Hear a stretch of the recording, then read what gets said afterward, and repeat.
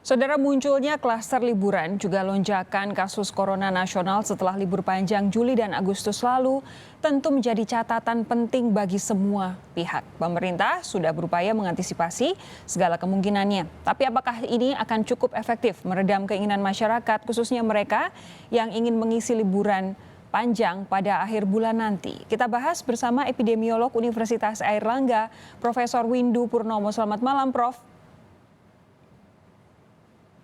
Saya belum bisa mendengar suara Prof. Windu. Selamat malam, Prof.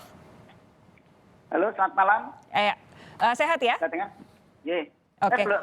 Jangan dipanggil Prof dulu. Jangan dipanggil Prof dulu. Oke. Pak Windu dulu ya. Dokter aja gitu. Dokter Windu. Oke. Ada pula Gubernur Jawa Tengah Ganjar Pranowo. Pak Ganjar, selamat malam. Selamat malam, Pak Windu. Tampilan baru nih ya. Apa itu? Itu Pak, saya lihat ada yang hitam-hitam di sekitar wilayah kumis dan juga janggut itu. Pak Windu, saya ke Pak Ganjar lebih dulu ya. Pak Ganjar, begini, Anda tadi menyampaikan bahwa kalau bukan dari Jawa Tengah, jangan mudik ke Jawa Tengah. Kenapa? Bukankah untuk liburan, warga juga sedikit banyak punya hak untuk mengisi liburannya? Ya, semua orang lagi bicara hak. Tapi ingat ada kewajiban kita yang mesti kita berikan kepada masyarakat juga. Tidaknya kewajiban kepada diri sendiri untuk menjaga kesehatan. Karena liburan berkerumun itu pasti akan menjadi potensi penularan. Sebenarnya sesederhana itu saja alasannya. Oke, tapi lalu strateginya seperti apa antisipasi pemerintah? Karena toh kan wilayah antar wilayah, misalkan dari DKI Jakarta, kemudian ke Jawa Barat, ke Jawa Tengah, tidak ada penutupan wilayah. Ya, kita sudah belajar menghadapi pandemi ini sudah 8 bulan. Menurut saya belajarnya cukup. Kalau kemudian ada yang tetap melakukan perjalanan, maka mereka punya kewajiban juga untuk mentaati protokol kesehatan. Teman-teman dari komunitas-komunitas paguyuban Jawa Tengah di Jabodetabek umpama, mereka juga membuat surat kepada anggotanya untuk mencegah. Kami juga menyampaikan, tapi kami paham. Ada juga yang pasti akan melakukan perjalanan mudik ya. Maka dari itu kita juga menyiapkan dari Polda, umpama Dirlantas sudah bicara kemarin rapat dengan Menteri Dalam Negeri, Menko Polhukam, Menteri Perhubungan, Satgas, kita bicara bareng-bareng bagaimana kita mencegah. Titik-titik pengamanan kita siapkan. Jadi tetap aja kita menghimbau, tapi kalau mereka pulang kan harus kita terima. Bagaimana itu juga rakyat saya kan harus diopeni semua. Nah tinggal kita mengedukasi. Dan tentu saja dari sisi kesehatannya mesti disiapkan semua. Kita bisa memitigasi seandainya terjadi risiko-risiko yang terburuk ya kita harus siap. Oke, mitigasinya boleh dijelaskan detailnya seperti apa termasuk kesiapan Satgas Covid di Jawa Tengah? Iya, jadi di beberapa perbatasan, di tol-gate itu disiapin nanti operasi, terus kemudian kita adakan semacam random test. Terus kemudian kita sudah belajar sebenarnya Mbak dari pada saat mudik lebaran kemarin. Kita effortnya kita berikan, tapi kan tetap ada yang mudik. Tempat isolasi disiapkan, rumah sakit disiapkan. Di Jawa Tengah kita gerakkan kembali Joko Tonggo, begitu ya, menjaga tetangga. Dan itu ada pintu-pintu masuk ke desa-desa yang kita minta nanti dihidupkan sehingga kalau ada tamu datang, saudara datang, mereka terpantau betul oleh kita. Dan kawan-kawan Bupati Wali Kota sekarang juga sudah standby semua dan mereka sudah belajar dari pada saat mudik itu. Dan sekarang Mbak, rata-rata kita juga menyiapkan karena hotel penuh, tempat wisata penuh. Nah di situ juga kita siapkan petugas-petugas untuk menjaga mulai dari Senin kemarin. Saya lebih tertarik ke bagian Jogotonggo tadi. Jadi para tetangga ini diharapkan untuk saling bukan mengawasi ya, tapi semacam membantu satu sama lain untuk memastikan bahwa siapapun yang datang dipastikan kesehatannya, dipastikan taat protokol kesehatan. Seperti itu. Iya, jadi Jogotonggo ini ketika kita launching, terus kemudian di setiap RW ada, ternyata dibantu dan dikembangkan oleh mereka. Kepolisian umpama juga punya kampung tangguh begitu. Nah, Jogotonggo ini levelnya kan level sampai RW. Dan kemudian beberapa desa, RT yang lain juga memperkuat itu.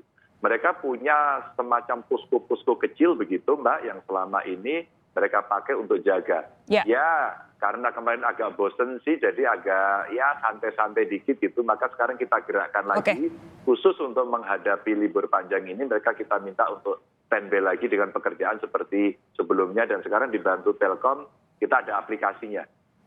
Oke, Pak Windu, ini agak sebenarnya agak menimbulkan pertanyaan begitu ya. Pemerintah yang menetapkan cuti bersama, saat ini pemerintah justru jugalah yang takut muncul klaster liburan. Pendapat Anda apa, Pak? Ya, jadi memang agak aneh juga ya, agak aneh juga sebetulnya ada himbauan untuk tidak bepergian ya di masa libur panjang yang sebenarnya liburnya itu hanya Maulud Nabi itu sebetulnya 1 hari itu, tapi karena ditambah dengan cuti bersama 2 hari di depan belakang, maka menjadi panjang menjadi 5 hari. Nah, jadi sebetulnya yang benar ya membatalkan cuti bersama kalau memang kita tahu bahwa sudah ada pelajaran pengalaman bahwa long weekend ya yang kemarin aja 4 hari, hanya 4 hari itu sudah bisa meningkatkan ratusan persen jumlah kasus baru. Nah, apalagi ini 5 hari. Dan nanti juga beberapa warga mungkin Senin dan Selasa itu dianggap hari kecepit, bisa aja diambil libur juga, bisa 9 hari total gitu. Mulai hari ini sebetulnya. Nah, jadi sebetulnya yang betul ya membatalkan cuti bersama, tetapi oke, ini yang sudah terlanjur ya, rasanya sudah tidak mungkin lagi dilakukan. Tampaknya tidak akan dilakukan itu.